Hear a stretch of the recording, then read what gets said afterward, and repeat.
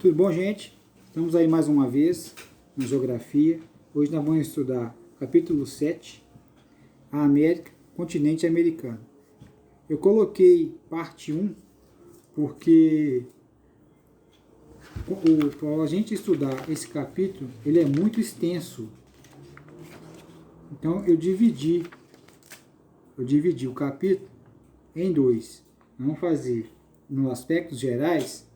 Nós vamos fazer primeiro o apanhado e depois, na próxima aula, a gente termina. Então, eu coloquei aqui como a parte histórica, como é que foi a formação do continente americano. Vou falar detalhadamente cada slide, certo?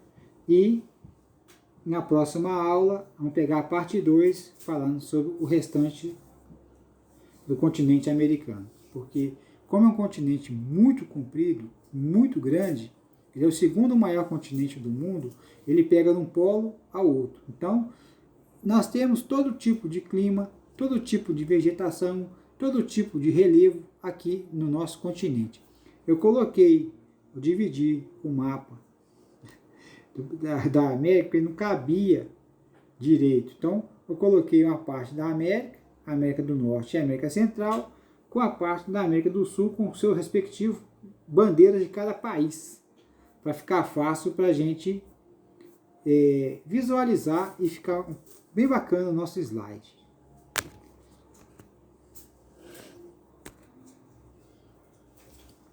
Coloquei aqui para vocês um resumo muito um texto. O continente americano, conhecido geralmente de sua forma segregada, é um continente composto de 3 regiões: a América do Sul, a América Central e a América do Norte. Uma extensão bastante considerável, como eu falei com vocês. Ele é do Polo Norte ao Polo Sul, certo? Então, vamos ver as características desse continente.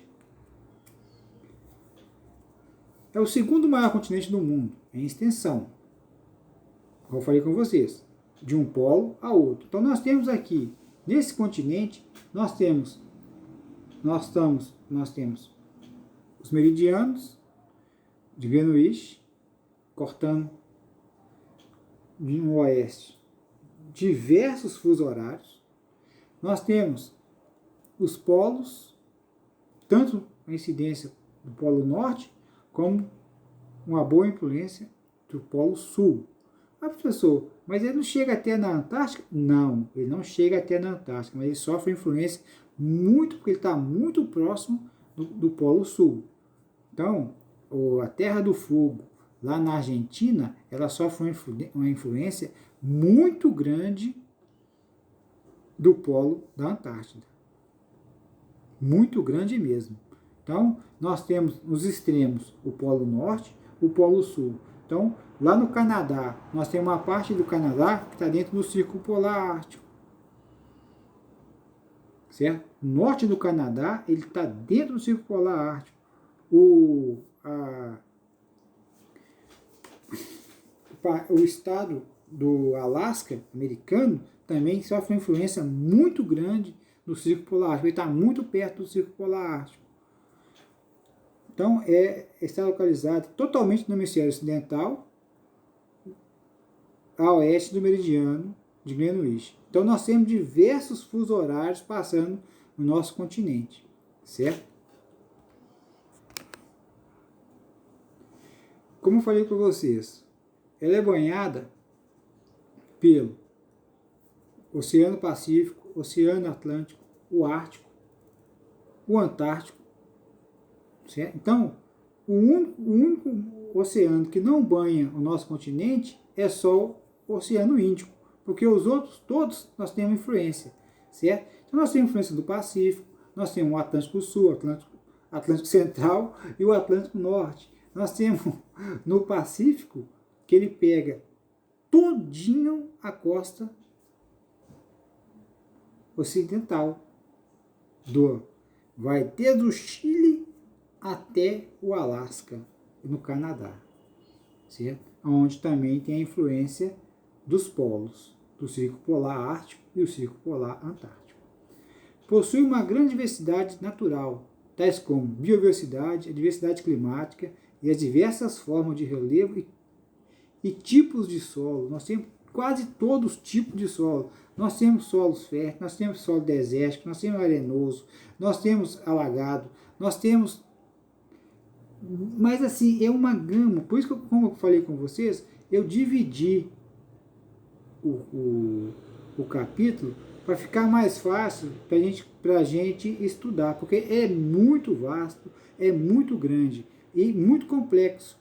E é muito complexo. Só a parte de relevo, nós temos uma incidência muito grande de planaltos, planícies, de grandes cordilheiras, de incidência vulcânica, de desertos. Na América do Sul, nós temos desertos na América do Sul, nós temos desertos na América do Norte, nós temos influência vulcânica na América do Sul, na América Central e na América do Norte, nos Estados Unidos. Certo? Não só nos Estados Unidos, como no México também tem vulcão. E o México pertence à América do Norte. Na América Central, Panamá, Costa Rica, tudo tem vulcão. Certo? Dentro da América do Sul, nós temos vulcão no Chile, nós temos vulcão no Peru, certo? Nós temos a maior floresta equatorial do planeta, que é a floresta amazônica. Nós temos florestas de temperatura de clima frio no norte dos Estados Unidos, certo? Nós temos incidência desértica grande de alta altitude que está lá nos Andes, né? O deserto de Atacama, lá no Chile, é o deserto mais seco do planeta. Não chove lá há mais de 500 anos. Então, esse processo é uma biodiversidade muito grande. A diversidade climática, nós temos polar, clima tropical, clima equatorial, semiúmido, superúmido, né? E assim vai nesse processo também. Então eu fiz essa separação para ficar mais fácil a gente dividir. Se na próxima aula, quando eu chegar na próxima aula, na parte 2, eu ver que não vai ter condições de explicar, vou passar para a parte 3. Vou dividindo para ficar fácil, porque é um continente muito vasto, de muita informação. De acordo com as características naturais físicas, nós temos a América do Norte, são formadas de 3 países, a América Central continental, 7 países, e as ilhas formando 13 países. E a América do Sul forma 12 países. Então, para você ver que aqui, ó, cada região, né, América do Sul, Central e Norte. Vou dar um exemplo pequeno aqui. Na América Central, nós temos países continental. Porém, nós temos 13 países que são ilhas. Então, nessas ilhas, nós temos um tipo de clima, nós temos um tipo de relevo, que tipo de vegetação tem nesses países que são ilhas. Na parte continental, que tipo de vegetação, que tipo de relevo nós temos nessa parte? Ah, foi formado como? Ah, lá foi formado de vulcão. Ah, não, lá foi o soerguimento no encontro das placas. Então nós temos diversas...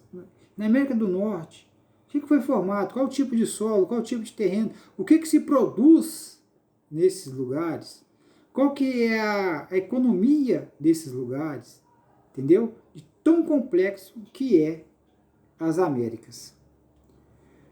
Eu fiz a divisão, eu coloquei esse mapa aqui, que eu venho falando, para vocês terem uma noção da grandeza que é o nosso continente.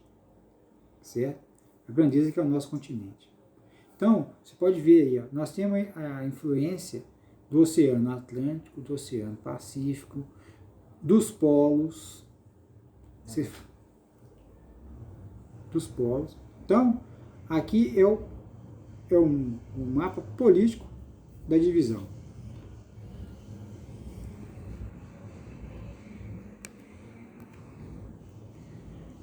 Agora vamos à parte histórica dessa nossa América. Nós temos a América anglo-saxônica e a América latina. Aí você fala assim, professor, o que é isso? América anglo-saxônica e América Latina. Vamos voltar lá no processo de colonização. Esse processo de colonização é o seguinte: a América anglo-saxônica, ela foi colonizada pelos países anglo-saxões, que faz parte da Inglaterra, a Inglaterra saxônica europeu. Os países Alemanha, França, pertencem a esses saxônicos. E o anglo a Reino Unido, que é a Inglaterra. E América Latina de origem latina, Portugal e Espanha. Então, essas duas, vamos colocar assim, essas três nações é que formaram a América. Os ingleses e Portugal e a Espanha. Então, agora nós vamos entrar no processo histórico da América. Coloquei esse mapa aqui para vocês terem uma noção. América, divisão socioeconômica, América anglo-saxônica e América Latina. O processo de colonização desses dois espaços da América foram muito antagônicos. Na América anglo-saxônica, o processo de colonização foi de povoamento. O que quer dizer isso, professor?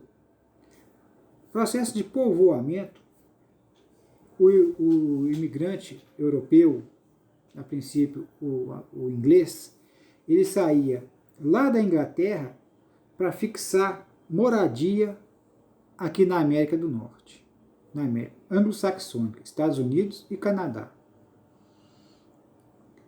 Porém, ele veio para morar aqui. Então ele trouxe toda a sua bagagem para estabelecer residência aqui. Era uma extensão da Inglaterra nos Estados Unidos e no Canadá. Tá? Mas mais para frente, vocês vão entender na hora que eu começar a explicar sobre a economia. Tá? Então, o que acontece? Esse processo de povoamento, de fixação de residência, eles vieram para morar. Já na América Latina, o processo foi de exploração. Pegar tudo que fornecia do México até na Argentina e levar para as metrópoles, ou Portugal, que é no caso do Brasil, ou então para a Espanha, no processo do resto da exploração da América Latina. Certo? O Brasil, tudo o que acontecia no Brasil de exploração ia para Portugal. O restante de toda a América, do México até a Argentina, que hoje fala o espanhol, era de colônia de exploração. Então, tudo que tinha aqui pegava e levava para as metrópoles, diferente do processo de povoamento. No povoamento, eles vieram para morar, no processo de exploração, simplesmente pegar o que podia ser pego e levar de volta. Certo? Então, lembra disso que eu estou falando aqui para vocês, que mais para frente nós vamos voltar nesse tema aqui. O porquê que são desenvolvidos e os outros são em desenvolvimento. No caso da América Latina inteira, tá? Em desenvolvimento. E os países Estados Unidos e Canadá desenvolvidos. Aí eu coloquei aqui para vocês, o que eu falei para vocês aqui. O predomínio da língua inglês. Colonização, povoamento, trabalho familiar, livre e assalariado. Pequenas e médias propriedades.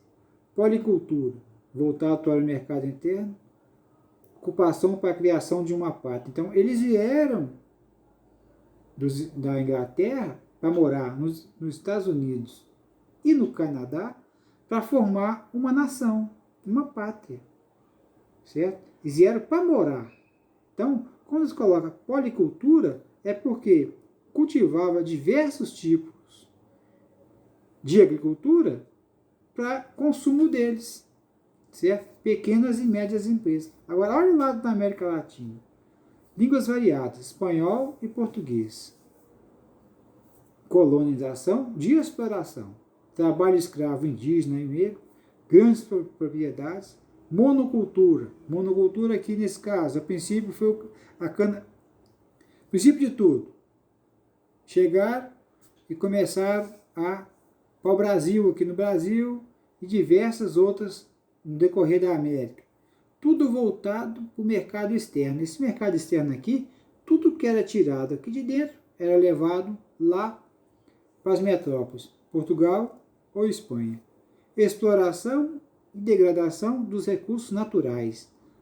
Extrativismo vegetal, extrativismo mineral, achou-se ouro, diamante, pedras preciosas, era tudo pego e levado para as metrópoles. Ficava nada aqui. Diferente dos anglo-saxões, né? No caso, Canadá e Estados Unidos. Vieram para fixar residência, morar. E aqui, simplesmente, retirada e levada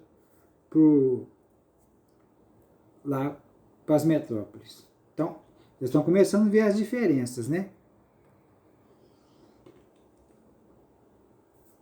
Nesse caso aqui, o relevo americano. Como eu mostrei para vocês, nós temos aqui um relevo muito diversificado. 4 grandes formas de relevo destacam na América. Altas cordilheiras, Cordilheira dos Andes, montanhas rochosas, planícies e depressões, planaltos e montanhas antigas. Planícies e depressões. A planície central dos Estados Unidos é o rio Mississippi. Aqui no Brasil, é a bacia amazônica. Nós temos a planície do Plata, que é Paraguai, Argentina, Brasil e Uruguai. E Planalto das Guianas, onde nós temos o maior pico brasileiro, e o Planalto São Lourenço. Esse Planalto São Lourenço, lá do rio São Lourenço, no região dos lagos, como é chamado, lá nos Estados Unidos, mais na frente vocês vão ver, falar muito desse Planalto São Lourenço, do rio São Lourenço, região dos lagos, que é a região mais industrializada dos Estados Unidos. Então, igual aqui para vocês verem, montanhas antigas. O Brasil é um país muito antigo, porque nós estamos no meio da placa. Na costa oeste, predomina a formação montanhosa jovem, que vai desde o Alasca até o sul do Chile, que eu falei com vocês. Cordilheira dos Andes, depois as montanhas rochosas, que vai até lá no Canadá, Alasca, Canadá. Essa tem grandes altitudes e o frio intenso inibe a ocupação humana. Então, nesse processo aqui na América do Sul, na Cordilheira dos Andes, nós temos até deserto. Até deserto aqui. Na costa leste, é construída por planaltos e montanhas muito antigos. Foi a primeira a ser ocupada e explorada por europeus. Onde chegou, né? Onde o europeu chegou no Oceano Atlântico. As planícies e depressão do centro. As planícies situadas no norte assumiram importância econômica.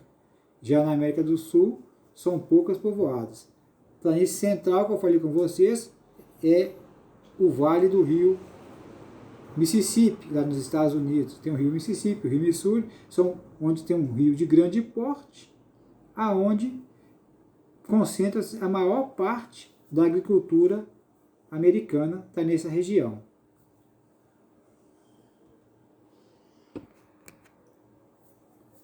O clima das Américas. O continente americano representa uma grande diversidade climática, que eu falei com vocês. Nós temos do polar até o clima tropical. Então nós temos aqui, quando a gente for estudar na parte de clima, mais detalhadamente, nós temos o clima polar, a incidência do clima temperado, temperado frio, temperado normal, o semiárido, árido, tropical, o Equador, de montanha, nós temos muitas montanhas aqui. O equatorial, vocês podem ver aqui no mapa, que pega praticamente toda o Amazonas, né? Todinha a floresta amazônica, todinha é o clima tropical. Então os climas também são influenciados pela geomorfologia do continente, pelas massas de ar e correntes marítimas que atuam na região.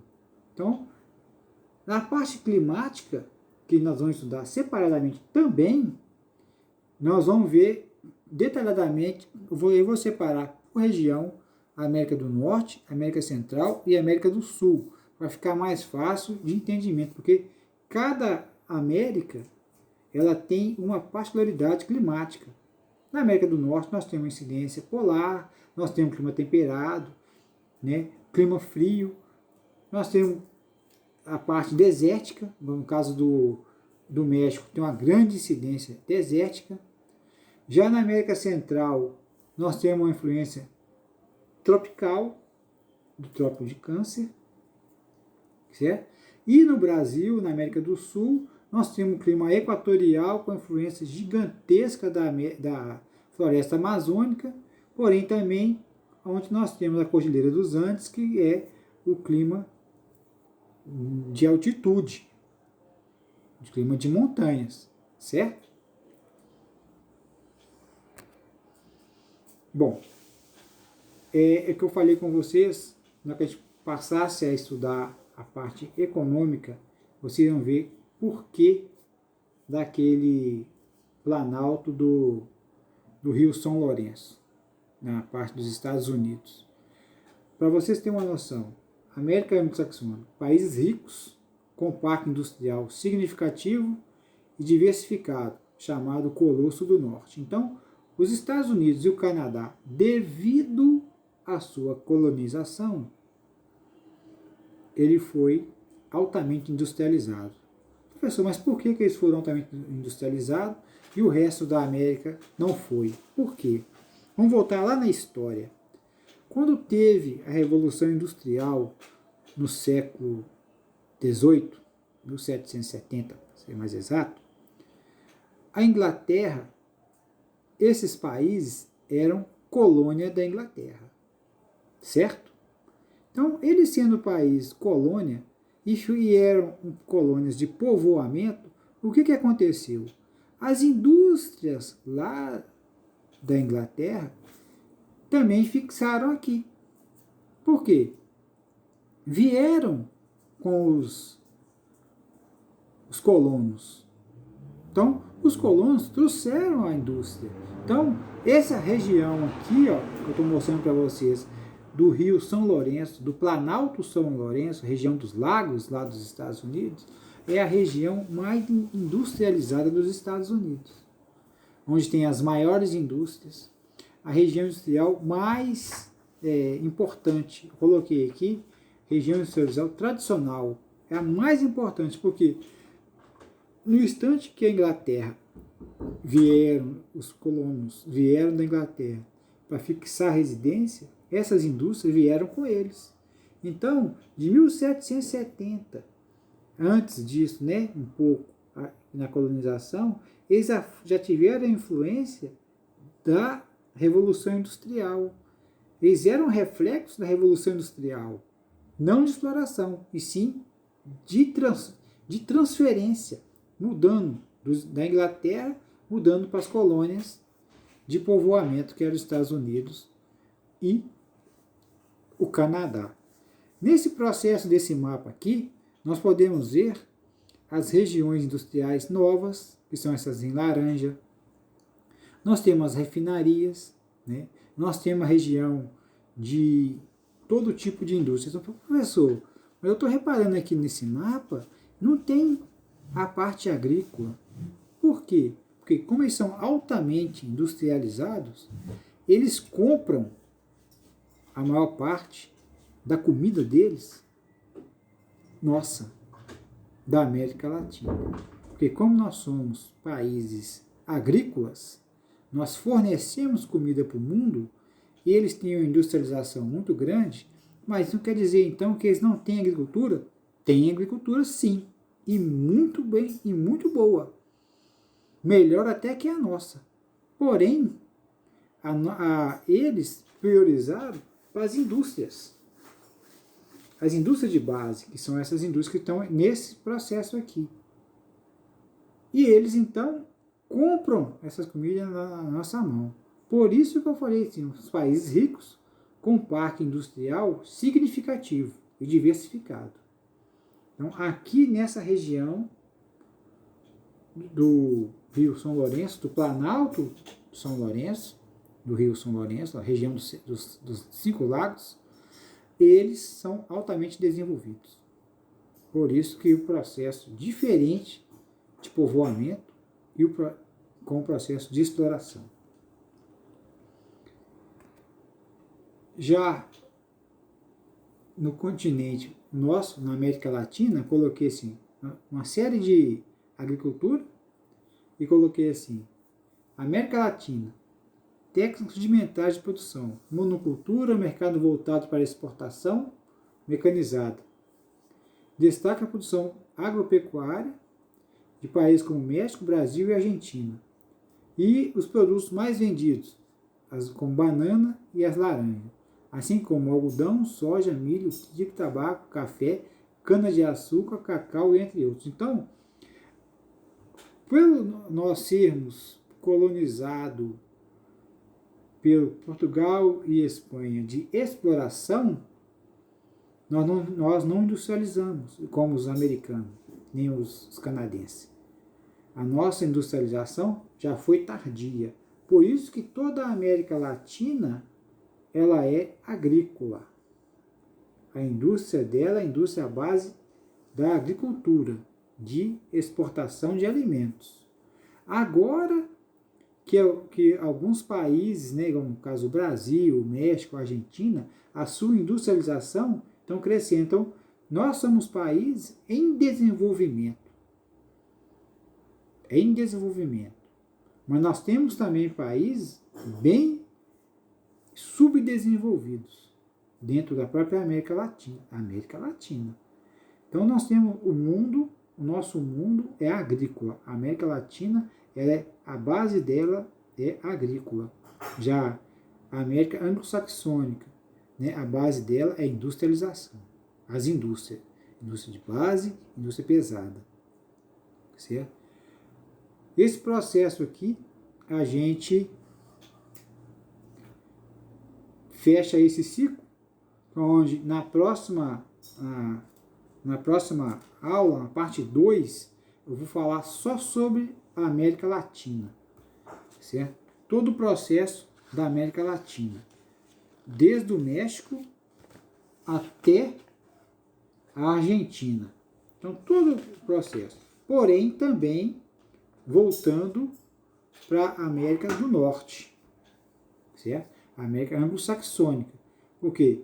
Não tem como a gente separar. Eu separei uma parte aqui de relevo, tal, mas quando chegar na América Latina, que é a continuação do livro de vocês, da página 146 em diante, a gente vai dando pinceladas nessa parte, porque não tinha como eu fazer uma aula e ficar muito extensa, muito comprida, porque uma matéria dessa muito longa, com muitos detalhes, a gente tem que ir fazendo ela aos pedaços, para vocês entenderem passo a passo todo o processo que é como estudar o continente americano, pelo o tamanho dele. Coloquei aqui no último slide o resumo dessa primeira parte do livro de vocês. Então eu coloquei capítulo 7, América, parte 1, aspectos gerais. Livro didático da página 136 a 145. Então eu fiz um resumo, né? Essa parte aqui é o que eu ia colocar no quadro para vocês, ia passar no quadro para vocês. Então eu gostaria que vocês coloquei resumo para ser xerocado, colocasse isso no seu caderno, que é um complemento do que o livro está falando, certo? Então, essa parte aqui eu estou complementando o que o livro está falando. Eu segui passo a passo o que o livro fala, porém, colocando o meu parecer, certo? E a gente... Então, na próxima aula, que vai ser a América parte 2, vou ter mais um resumo desse e eu queria que vocês colocassem isso, colassem isso no caderno de vocês. Aonde a gente também quer que vocês leiam o capítulo, certo? Leiam o capítulo todo. Para cada aula que a gente for fazendo, você está entendendo e interagindo no que eu vou falando aqui. A explicação do livro, porque eu não estou fugindo nada do livro, estou seguindo passo a passo, a cada tópico do livro estou seguindo, certo? Para ficar mais fácil o entendimento de vocês. Tá joia?